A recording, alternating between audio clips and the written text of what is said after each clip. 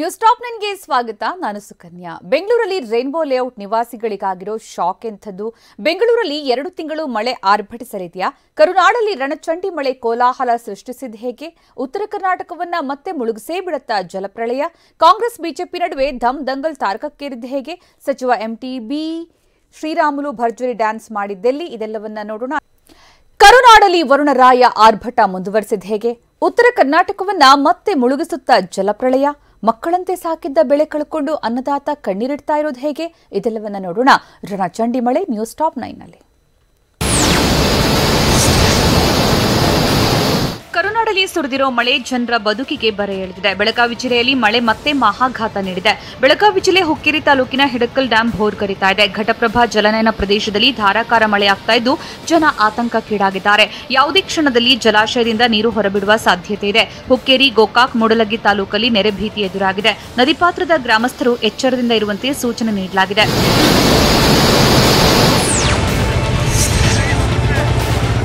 ವಿಜಯಪುರ ಜಿಲ್ಲೆಯಲ್ಲೂ ಭೀಮಾ ನದಿ ಉಕ್ಕಿ ಹರಿತಾ ಇದೆ. ಉಜ್ಜನಿ ಡ್ಯಾಂನಿಂದ 50,000 ಕ್ಯೂಸೆಕ್ ನೀರು ಬಿಡುಗಡೆ ಮಾಡಲಾಗಿದೆ.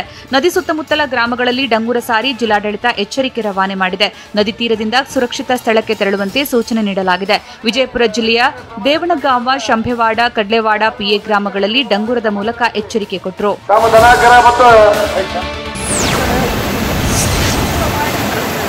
ವಿಜಯಪುರ ಜಿಲ್ಲೆಯಲ್ಲಿ ಮಹಾಮಳೆ ಜನರ ಬದುಕನ್ನ ಬರ್ಬಾದ್ ಮಾಡಿದೆ. ಭೀಮಾ ನದಿ ಆರ್ಭಟಕ್ಕೆ ಜನ ಬೆಚ್ಚಿ ಬಿದ್ದಿದ್ದಾರೆ. ಉಜ್ಜನಿ ಜಲಾಶಯ ಭೋರ್ಗರಿತಾ ಇದ್ದು ಅಪಾರ ಪ್ರಮಾಣದ ನೀರು ಬಿಡುಗಡೆ ಮಾಡಲಾಗಿದೆ. ಇನ್ನು ಭೀಮಾ ನದಿ ದಡದಲ್ಲಿ ಅಳವಡಿಸಿದ್ದ ಪಂಪ್ಸೆಟ್, ವಿದ್ಯುತ್ ಉಪಕರಣ ತೆಗೆದುಕೊಳ್ಳುವಂತೆ ರೈತರಿಗೆ ಸೂಚನೆ ನೀಡಲಾಗಿದೆ. ಇನ್ನೊಂದು ಕಡೆ ಭೀಮಾ ನದಿ ಕಡುಕೋಪಕ್ಕೆ ಈಗಾಗಲೇ ಅಪಾರ ಪ್ರಮಾಣದ ಬೆಳೆಗಳನ್ನು ಕಳೆದುಕೊಂಡು ಅನ್ನದಾತರು ಕಣ್ಣೀರ ಪ್ರವಾಹದಲ್ಲಿ ಮುಳುಗಿ ಹೋಗಿದ್ದಾರೆ.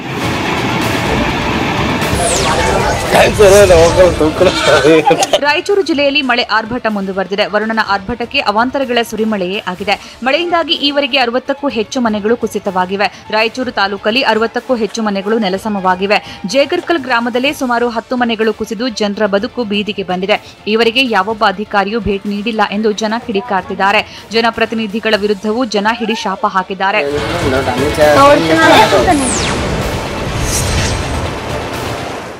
ಕೋಲಾರ ಜಿಲ್ಲೆಯಲ್ಲಿ ಮಳೆ ಸಂಕಷ್ಟಗಳ ಪ್ರವಾಹವನ್ನೇ ಹರಿಸಿದೆ. ಕೋಲಾರದಲ್ಲಿ ಮಳೆಗೆ ಕೆರೆಗಳು ಹಳ್ಳಕೊಳ್ಳ ತುಂಬಿ ಹರಿತಿವೆ. ಇನ್ನೊಂದು ಕಡೆ ಬೆಸ್ಕಾಂ ಸಿಬ್ಬಂದಿಗೆ ವರುಣ ಶಾಕ್ ನೀಡಿದ್ದಾನೆ. ಕೆರೆಗಳಲ್ಲಿರುವ ವಿದ್ಯುತ್ ಕಂಬ ದುರಸ್ತಿಗೆ ಬೆಸ್ಕಾಂ ಸಿಬ್ಬಂದಿ ಪರದಾಡುವಂತಾಗಿದೆ. ತೆಪ್ಪದಲ್ಲಿ ತೆರಳಿ ವಿದ್ಯುತ್ ಕಂಬದ ರಿಪೇರಿ ಕೆಲಸ ಮಾಡಬೇಕಾದ ಸಂಕಷ್ಟ ಎದುರಾಗಿದೆ. ಕೋಲಾರ ಜಿಲ್ಲೆಯ ಮಾಲೂರು ತಾಲೂಕು ಲಕ್ಕೂರು ಕೆರೆಯಲ್ಲಿ ಸಿಬ್ಬಂದಿ ಪ್ರಾಣದ ಹಂಗು ತೊರೆದು ಕೆಲಸ ಮಾಡ್ತಾ ಇದ್ದಾರೆ. ಕಗ್ಗತ್ತಲಲ್ಲಿ ಮುಳುಗಿರೋ ಗ್ರಾಮಗಳಿಗೆ ಬೆಳಕು ನೀಡೋ ಕೆಲಸವಾಗ್ತಿದೆ. 2 ಸಿಬ್ಬಂದಿ ದೋಣಿಯಲ್ಲಿದ್ರೆ ಇನ್ನಿಬ್ಬರು ಸಿಬ್ಬಂದಿ ಕಂಬ ಏರಿ ಕೆಲಸ ಮಾಡ್ತಿರೋ ದೃಶ್ಯ ಕಂಡುಬಂತು. ಬೆಸ್ಕಾಂ ಸಿಬ್ಬಂದಿ ಕಾರ್ಯಕ್ಕೆ ಜನ ಮೆಚ್ಚುಗೆ ವ್ಯಕ್ತಪಡಿಸಿದ್ದಾರೆ.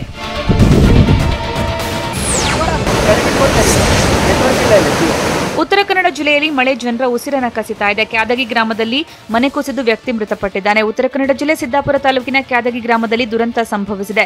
ಮನೆ ಕುಸಿದು ಚಂದ್ರಶೇಖರ್ ನಾರಾಯಣ ಮೃತಪಟ್ಟಿದ್ದಾರೆ. ಪದ್ಮಾವತಿ ನಾರಾಯಣ ಎಂಬುವರಿಗೆ ಸೇರಿದ ಮನೆ ಕುಸಿತವಾಗಿದೆ. ಒಂದು ಕಡೆ ಮನೆ ಕಳೆದುಕೊಂಡು ಕುಟುಂಬ ಬೀದಿಗೆ ಬಂದಿದ್ರೆ ಮತ್ತೊಂದು ಕಡೆ ಮನೆ ಒಡೆಯನನ್ನ ಕಳೆದುಕೊಂಡು ಕುಟುಂಬಸ್ಥರು ಕಣ್ಣೀರ ಕಡಲಲ್ಲಿ ಕೈ ತೊಳೆಯುವಂತಾಗಿದೆ. ರಣಮಳೆ ಜನರ ಬದುಕನ್ನ ಬರ್ಬಾದ್ ಮಾಡ್ತಾ ಇದೆ. ವರುಣಾಘಾತಕ್ಕೆ ಜನ ಕಂಗಾಲಾಗಿ ಹೋಗಿದ್ದಾರೆ.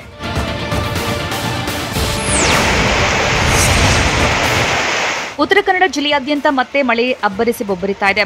ಭಟ್ಕಳ, ಹೊನ್ನಾವರ, ಕುಮಟಾ, ಅಂಕೋಲಾ, ಕಾರವಾರ, ಶಿರಸಿ, ದಾಂಡೇಲಿ ಭಾಗಗಳಲ್ಲಿ ಭಾರೀ ಮಳೆ ಸುರಿತಾ ಇದೆ. ವರುಣಾಘಾತಕ್ಕೆ ಜನ ಕಂಗಾಲಾಗಿದ್ದಾರೆ. ಅಲ್ಲದೆ ಜಿಲ್ಲೆಯಲ್ಲಿ ಇನ್ನೂ 3 ದಿನಗಳ ಕಾಲ ಮಳೆ ಮುನ್ಸೂಚನೆ ನೀಡಲಾಗಿದೆ. ನದಿ ಪಾತ್ರದ ಜನ ಎಚ್ಚರಿಕೆಯಿಂದ ಇರುವಂತೆ ಸೂಚನೆ ನೀಡಲಾಗಿದೆ. ಭಾರೀ ಮಳೆಯಿಂದ ನದಿ ಹಳ್ಳಗಳು ಉಕ್ಕಿ ಹರಿಯುತ್ತಿವೆ.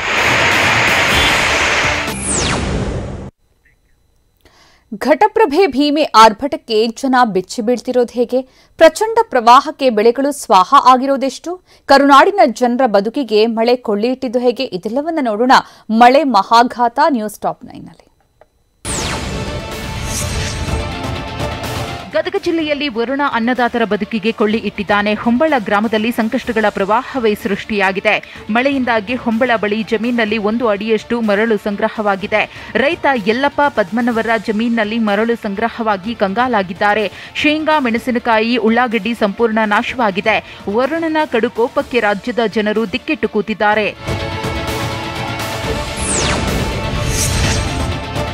ಬೀದರ್ ಜಿಲ್ಲೆಯಲ್ಲಿ ಮಳೆ ಸಂಕಷ್ಟಗಳ ಪ್ರವಾಹವನ್ನೇ ಹರಿಸಿದೆ. ಬೀದರ್ ಜಿಲ್ಲೆಯಲ್ಲಿ ನಿರಂತರ ಮಳೆಗೆ ಅಪಾರ ಬೆಳೆ ನಾಶವಾಗಿದೆ. ಕಳೆದ 3 ದಿನಗಳಲ್ಲಿ 10,000 ಹೆಕ್ಟೇರ್ ಬೆಳೆ ಸಂಪೂರ್ಣ ನೀರು ಪಾಲಾಗಿದೆ. ಜಿಲ್ಲೆಯಲ್ಲಿ ಈವರೆಗೆ 53,400 ಹೆಕ್ಟೇರ್ ಬೆಳೆ ಹಾನಿಯಾಗಿದೆ. ವಾಡಿಕೆಗಿಂತ ಹೆಚ್ಚು ಮಳೆ ಹಿನ್ನೆಲೆಯಲ್ಲಿ ನದಿ ಹಳ್ಳ ಕೊಳ್ಳಗಳು ಭರ್ತಿಯಾಗಿವೆ.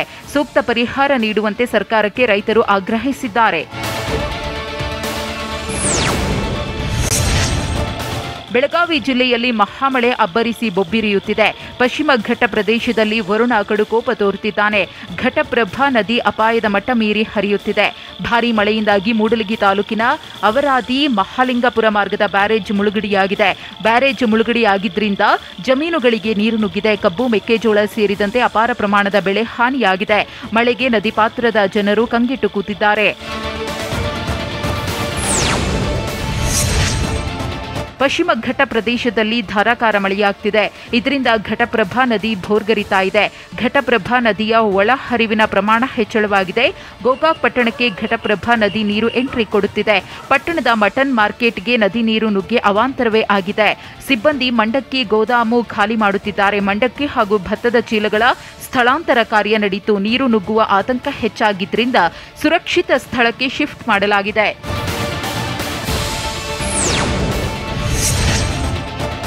ಬೆಳಗಾವಿ ಜಿಲ್ಲೆಯಲ್ಲಿ ಮಹಾಮಳೆ ಜನರನ್ನ ಕಂಗೆಡಿಸಿದೆ. ವೇದಗಂಗಾ, ದೂದಗಂಗಾ ನದಿ ಅಬ್ಬರಕ್ಕೆ ಸೇತುವೆಗಳು ಜಲಾವೃತವಾಗಿವೆ. ಬೆಳಗಾವಿ ಜಿಲ್ಲೆ ನಿಪ್ಪಾಣಿ ತಾಲೂಕಿನ 2 ಸೇತುವೆಗಳು ನೀರಿನಲ್ಲಿ ಮುಳುಗಿವೆ.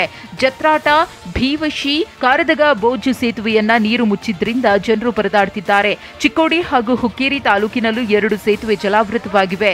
ಸೇತುವೆಗಳು ಜಲಾವೃತ ಆಗಿದ್ದರಿಂದ ಸಂಪರ್ಕ ಸ್ಥಗಿತಗೊಂಡಿದೆ. ಇದರಿಂದ ವಾಹನ ಸವಾರರು ಪರದಾಡುವಂತಾಗಿದೆ.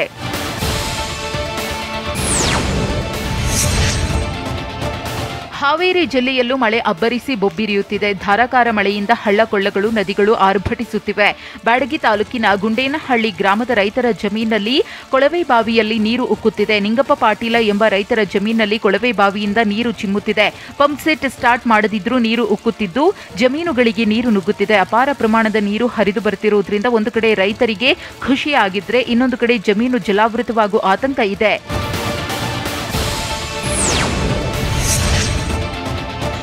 ಕಲಬುರಗಿ ಜಿಲ್ಲೆಯಲ್ಲಿ ಮಳೆ ಆರ್ಭಟ ಮುಂದುವರೆದಿದೆ. ಮಳೆಗೆ ಹಲವು ಮನೆಗಳು ಜಲಾವೃತಗೊಂಡಿದ್ದು ದೇವರಿಗೂ ಜಲದಿಗ್ಬಂಧನ ಉಂಟಾಗಿದೆ. ಧಾರಾಕಾರ ಮಳೆಗೆ ಅಫ್ಜಲ್ಪುರದ ಮಹಾತ್ಮ ಗಾಂಧಿ ಕಾಲೋನಿಯ ಹಲವು ಮನೆಗಳು ಜಲಾವೃತಗೊಂಡಿವೆ.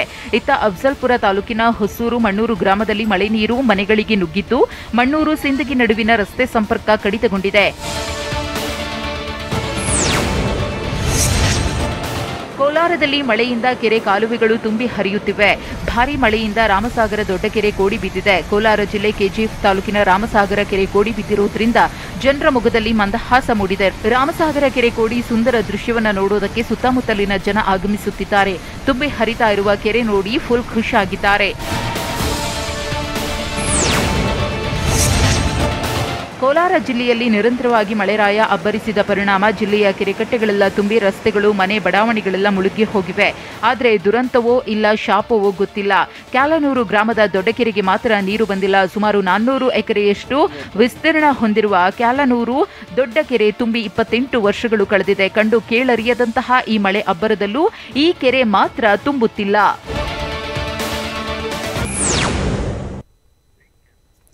ಬೆಂಗಳೂರಿನ ರೈನ್ಬೋ ಲೇಔಟ್ ನಿವಾಸಿಗಳು ಕಳ್ಳರು ಶಾಕ್ ಕೊಟ್ಟಿದ್ದು ಹೇಗೆ?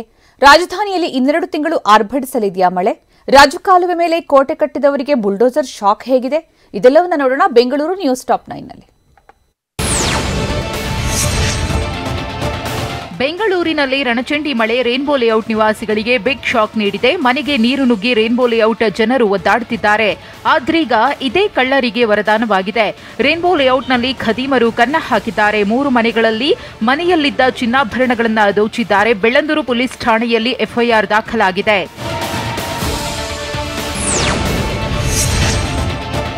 ಬೆಂಗಳೂರಿನ ಪ್ರತಿಷ್ಠಿತ ಬಡಾವಣೆ ನಿವಾಸಿಗಳ ಜನರ ಬದುಕಿಗೆ ಮಳೆ ಕೊಳ್ಳಿ ಇಟ್ಟಿದೆ. ರೇನ್ಬೋ ಲೇಔಟ್ ಜನರು ಸಂಕಷ್ಟದ ಕೂಪಕ್ಕೆ ಬಿದ್ದು ಒದ್ದಾಡುತ್ತಿರುವಾಗಲೇ ಕಳ್ಳರು ಶಾಕ್ ನೀಡಿದ್ದಾರೆ. ಮಳೆಯಿಂದಾಗಿ ರೇನ್ಬೋ ಲೇಔಟ್ನ ನಿವಾಸಿಗಳು ಮನೆ ತೊರೆದಿದ್ರು. ಇಡೀ ಲೇಔಟ್ನಲ್ಲಿ ಕರೆಂಟ್ ಕೂಡ ಇರಲಿಲ್ಲ. ಸಿಸಿಟಿವಿ ಕೂಡ ವರ್ಕ್ ಆಗ್ತಿರಲಿಲ್ಲ. ಇದನ್ನೇ ಬಂಡವಾಳ ಮಾಡಿಕೊಂಡ ಕಿರಾತಕರು ಮನೆ ಗುಡಿಸಿ ಗುಂಡಾಂತರ ಮಾಡಿದ್ದಾರೆ. ಖದೀಮರ ಅಟ್ಟಹಾಸಕ್ಕೆ ರೇನ್ಬೋ ಲೇಔಟ್ ಜನರು ಕಂಗಾಲಾಗಿದ್ದಾರೆ.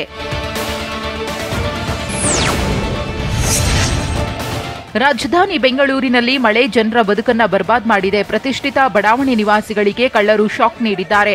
ರೇನ್ಬೋ ಲೇಔಟ್ ನಿವಾಸಿಗಳು ಮಳೆಯಿಂದಾಗಿ ಸ್ನೇಹಿತರ ಮನೆ, ಹೋಟೆಲ್ಗಳಲ್ಲಿ ವಾಸವಿದ್ರು. ಇದೀಗ ಮನೆಗೆ ಬಂದು ನೋಡಿದಾಗ ಚಿನ್ನಾಭರಣ, ಬೆಲೆ ಬಾಳುವ ವಸ್ತುಗಳನ್ನ ಕಳ್ಳರು ದೋಚಿರುವುದು ಬಯಲಾಗಿದೆ. ಇಡೀ ಬದುಕೆ ಸರ್ವನಾಶವಾಗಿದ್ದು ಲೇಔಟ್ ನಿವಾಸಿಗಳು ವಿಲವಿಲ ಅಂತಿದ್ದಾರೆ. ಈ ಬಗ್ಗೆ ಪ್ರಕರಣ ದಾಖಲಿಸಿಕೊಂಡ ಬೆಳ್ಳಂದೂರು ಠಾಣೆ ಪೊಲೀಸರು ಆರೋಪಿಗಳ ಪತ್ತೆಗೆ ಬಲೆ ಬೀಸಿದ್ದಾರೆ. ಬೆಂಗಳೂರಿನಲ್ಲಿ ರಣಮಳೆಯಿಂದ ಪ್ರತಿಷ್ಠಿತ ಲೇಔಟ್ ಜನರ ಬದುಕು ಬರ್ಬಾದಾಗಿದೆ. ವಿಲ್ಲಾ, ಬಂಗಲೆಗಳು ಜಲಾವೃತವಾಗಿ ಜನರು ಹೈರಾಣಾಗಿದ್ದಾರೆ. ರಾಜಕಾಲುವೆ ಕೊಚ್ಚೆ ನೀರು ಮನೆಯೊಳಗೆ ಎಂಟ್ರಿ ಕೊಟ್ಟಿದೆ. ಕೋಟಿ ಕೋಟಿ ಕೊಟ್ಟು ಖರೀದಿ ಮಾಡಿದ್ದ ಮನೆಗಳು ಕೆಸರುಮಯವಾಗಿವೆ. ಹಾವು, ಚೇಳು ಎಂಟ್ರಿ ಕೊಡ್ತಿರೋದ್ರಿಂದ ಜನ ಆತಂಕದಲ್ಲೇ ಕಾಲ ಕಳೀತಿದ್ದಾರೆ. ಮಕ್ಕಳಿಗೆ ಅನಾರೋಗ್ಯ ಸಮಸ್ಯೆ ಎದುರಾಗುತ್ತಿದೆ. ಕಲುಷಿತ ನೀರು ಸೇವನೆಯಿಂದ ಅನಾರೋಗ್ಯ ಅಪ್ಪಳಿಸುತ್ತಿದೆ. ಇದರಿಂದ ಬಡಾವಣೆ ಜನ ಕಂಗಾಲಾಗಿದ್ದಾರೆ.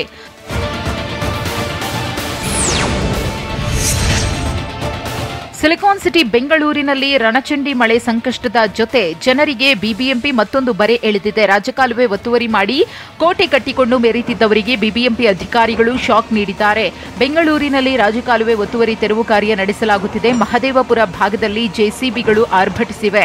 ಮಳೆ ಕಡಿಮೆಯಾಗಿರುವುದರಿಂದ ಪ್ರತಿಷ್ಠಿತ ವಿಲ್ಲಾಗಳ ಬಳಿ ಜೆಸಿಬಿಗಳ ಮೂಲಕ ಒತ್ತುವರಿ ತೆರವು ಕಾರ್ಯವನ್ನು ಮಾಡಲಾಗಿದೆ.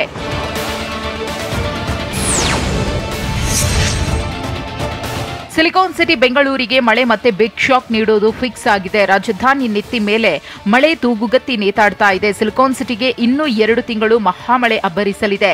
ಬೆಂಗಳೂರಲ್ಲಿ ಇನ್ನೊಂದು ವಾರ ಅಲ್ಲ, ನವೆಂಬರ್ವರೆಗೂ ಮಳೆಯಾಗುವ ಸಾಧ್ಯತೆ ಇದೆ. ಈ ತಿಂಗಳು ಸೇರಿ ಅಕ್ಟೋಬರ್, ನವೆಂಬರ್ನಲ್ಲಿ ಮಳೆ ಜೋರಾಗಿರಲಿದೆಯಂತೆ. ವೆದರ್ ಡಿಪಾರ್ಟ್ಮೆಂಟ್ನ ತಜ್ಞ ಪ್ರಸಾದ್ ರಣಚಂಡಿ ಮಳೆಯ ಮುನ್ಸೂಚನೆಯನ್ನ ನೀಡಿದ್ದಾರೆ.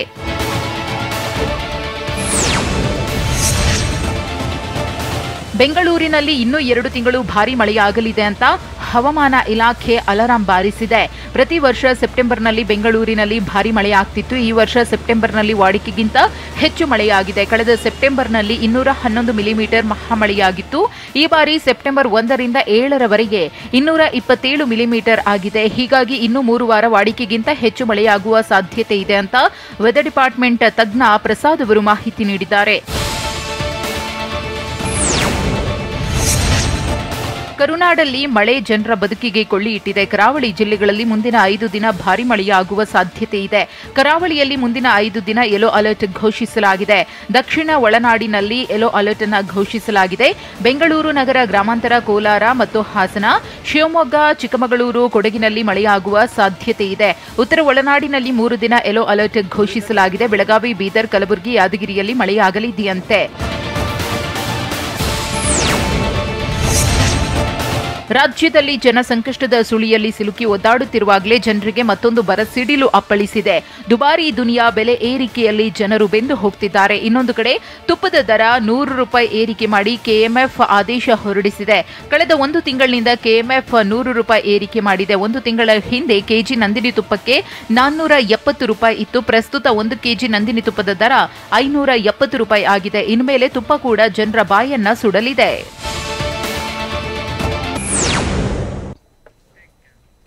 ಕಾಂಗ್ರೆಸ್ ಬಿಜೆಪಿ ನಡುವೆ ಧಮ್ ದಂಗಲ್ ತಾರಕಕ್ಕೇರಿದ ಹೇಗೆ?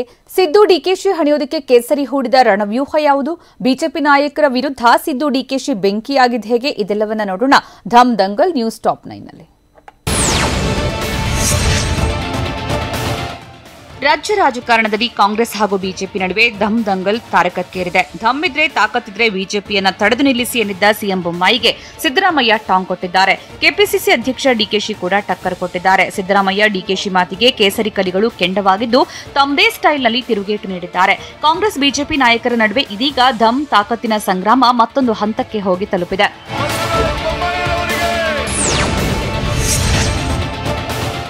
ವಿಧಾನಸಭೆ ಚುನಾವಣೆಗೆ ಇನ್ನೇನು ಕೆಲವೇ ತಿಂಗಳು ಬಾಕಿ ಇರುವಾಗಲೇ ಕಾಂಗ್ರೆಸ್ ಬಿಜೆಪಿ ನಡುವೆ ಮಾತಿನ ಯುದ್ಧ ಈಗ ಸ್ಫೋಟಗೊಂಡಿದೆ. ವಿಪಕ್ಷ ನಾಯಕ ಸಿದ್ದರಾಮಯ್ಯ ವಿರುದ್ಧ ಕೇಸರಿ ಕಲಿಗಳು ಅರ್ಕಾವತಿ ಪ್ರಕರಣದ ಪಂಚ್ ಕೊಟ್ಟಿದ್ದಾರೆ.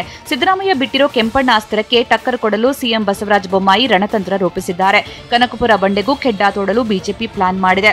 ಕೆಪಿಸಿಸಿ ಅಧ್ಯಕ್ಷ ಡಿಕೆಶಿ ವಿರುದ್ಧ ಸೋಲಾರ್ ಸಮರಕ್ಕೆ ಕೇಸರಿ ಚಿಂತನೆ ನಡೆಸಿದೆ.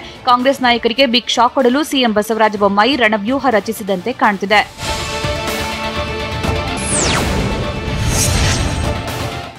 ವಿಪಕ್ಷ ನಾಯಕ ಸಿದ್ದರಾಮಯ್ಯರನ್ನೇ ಟಾರ್ಗೆಟ್ ಮಾಡಿ ಬಿಜೆಪಿ ನಾಯಕರು ಬೆಂಕಿ ಉಗುಳುತ್ತಿದ್ದಾರೆ. ಇನ್ನು ಸಿದ್ದರಾಮಯ್ಯರೇ ನಮ್ಮ ಟಾರ್ಗೆಟ್ ಎಂದು ಬಿಂಬಿಸೋದು ಕೇಸರಿ ನಾಯಕರ ಪ್ಲಾನ್ ಆಗಿದೆ. ಸಿದ್ದೂರನ್ನ ಟ್ಯಾಕಲ್ ಮಾಡಿದ್ರೆ ಉಳಿದ ನಾಯಕರು ಸೈಲೆಂಟ್ ಆಗ್ತಾರೆ ಅನ್ನೋ ಲೆಕ್ಕಾಚಾರ ಕೇಸರಿ ಮನೆಯಲ್ಲಿದೆ. ಉಳಿದ ನಾಯಕರನ್ನ ಮಣಿಸಬಹುದು ಎಂಬ ಪ್ಲಾನ್ ಬಿಜೆಪಿ ನಾಯಕರು ಮಾಡಿದ್ದಾರೆ. ಆಗ ಕನಕಪುರ ಬಂಡೆ ಡಿಕೆಶಿ ಟೀಮ್ ಗಲಿಬಿಲಿ ಆಗಬಹುದು. ಎರಡು ಬಣಗಳ ನಡುವೆ ಒಡಕು ಕೆದಕಿ ಲಾಭವನ್ನ ಪಡೆಯೋಕೆ ಬಿಜೆಪಿ ತಂತ್ರ ರೂಪಿಸಿದೆ.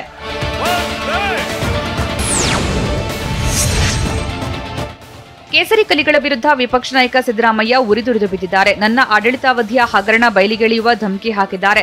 ದಮ್ಮಿದ್ರೆ ಮೊದಲು ಆ ಕೆಲಸ ಮಾಡಿ, ನಾನು ಎದುರಿಸಲು ಸಿದ್ಧ ಅಂತ ಸಿದ್ದರಾಮಯ್ಯ ಸವಾಲು ಹಾಕಿದ್ದಾರೆ. ಭ್ರಷ್ಟಾಚಾರದ ಬಗ್ಗೆ ಸಾರ್ವಜನಿಕ ಚರ್ಚೆಗೆ ಸಿದ್ಧರಿದ್ದೀರಾ? ಸ್ಥಳ ಮತ್ತು ಸಮಯ ನೀವೇ ನಿರ್ಧರಿಸಿ, ನಾನು ಬರ್ತೀನಿ. ದಮ್ ಅಂದ್ರೆ ಬಿರಿಯಾನಿ ಅಂತ ನೀವು ತಿಳ್ಕೊಂಡಂಗಿದೆ. ನಮ್ಮ ಹಗರಣ ಬಯಲಿಗೆಳುವ ಮೊದಲು ನಿಮ್ಮ ನಾಯಕರ ಹಗರಣಗಳನ್ನ ಇತ್ಯರ್ಥ ಮಾಡ್ಕೊಳ್ಳಿ ಅಂತ ಟ್ವಿಟರ್ನಲ್ಲಿ ಸಿಎಂ ವಿರುದ್ಧ ಸಿದ್ದರಾಮಯ್ಯ ಗುಡುಗಿದ್ರು.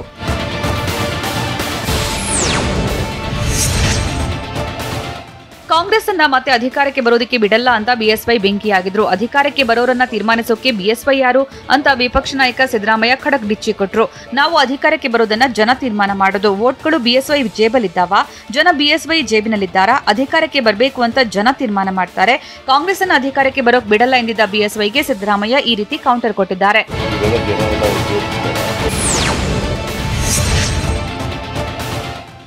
ಈ ಬಿಜೆಪಿ ನಾಯಕರಿಗೆ ಸಿದ್ದರಾಮಯ್ಯನವರೇ ಟಾರ್ಗೆಟ್. ಇದರರ್ಥ ಏನಂದ್ರೆ ನನ್ನ ಮೇಲಿನ ಭಯ ಅಂತ ಕೇಸರಿ ನಾಯಕರ ವಿರುದ್ಧ ಸಿದ್ದರಾಮಯ್ಯ ಉರಿದುರಿದು ಬಿದ್ರು. ಕಾಂಗ್ರೆಸ್ ಅಧಿಕಾರಕ್ಕೆ ಬರುತ್ತೆ ಅನ್ನೋ ಭಯ ಇರಬೇಕು. ಭಯದಿಂದಲೇ ಬಿಜೆಪಿ ನಾಯಕರು ಮಾತನಾಡಿರೋದು. ಇಲ್ಲಾಂದ್ರೆ ನನ್ನಕ್ಕೆ ಅವರು ಟಾರ್ಗೆಟ್ ಮಾಡ್ತಾರೆ. ಸಿದ್ದರಾಮೋತ್ಸವ ಆದ್ಮೇಲೆ ಬಿಜೆಪಿ ಅವರಿಗೆ ಭಯ ಕಾಡ್ತಾ ಇದೆ ಅಂತ ಕೇಸರಿ ನಾಯಕರ ವಿರುದ್ಧ ಸಿದ್ದರಾಮಯ್ಯ ಕೆಂಡ ಕಾರಿದ್ರು.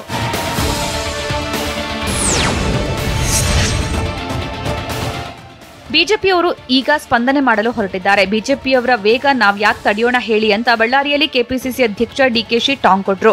ಜನೋತ್ಸವ ಅಂದ್ರೂ ಅವರಿಗೆ ಉತ್ಸವ ಮಾಡಲಾಗಲಿಲ್ಲ. ಜನೋತ್ಸವದಲ್ಲಿ ಎಷ್ಟು ಜನ ಸೇರಿದ್ರು, ಯಾರು ಯಾರಿಗೆ ಎಷ್ಟು ಚಪ್ಪಾಳೆ ತಟ್ಟಿದ್ರು ಗೊತ್ತಿದೆ. ಬಿಜೆಪಿಯವರ ಬಳಿ ಹಣವಿದೆ, ನಮ್ಮ ಬಳಿ ಜನಬಲವಿದೆ ಅಂತ ಕೆಪಿಸಿಸಿ ಅಧ್ಯಕ್ಷ ಡಿಕೆಶಿ ತಿರುಗೇಟು ನೀಡಿದ್ರು.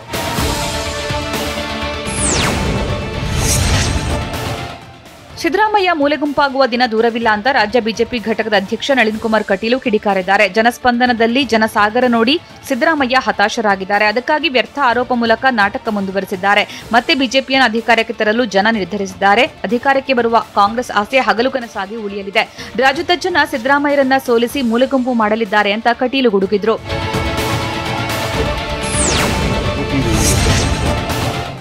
ಲೂಟಿ ರವಿ ಎಂಬ ಸಿದ್ದರಾಮಯ್ಯ ಹೇಳಿಕೆಗೆ ಸಿಟಿ ರವಿ ಕೆಂಡ ಕಾರಿದ್ದಾರೆ. ಸಿದ್ದರಾಮಯ್ಯರನ್ನ ಮೈಸೂರಿನ ಜನ ಕಚ್ಚೆ ಹರುಕ ಅಂತಾರೆ. ಈ ಮಾತುಗಳು ನನ್ನದಲ್ಲ, ಮೈಸೂರಿನ ಜನರದ್ದು.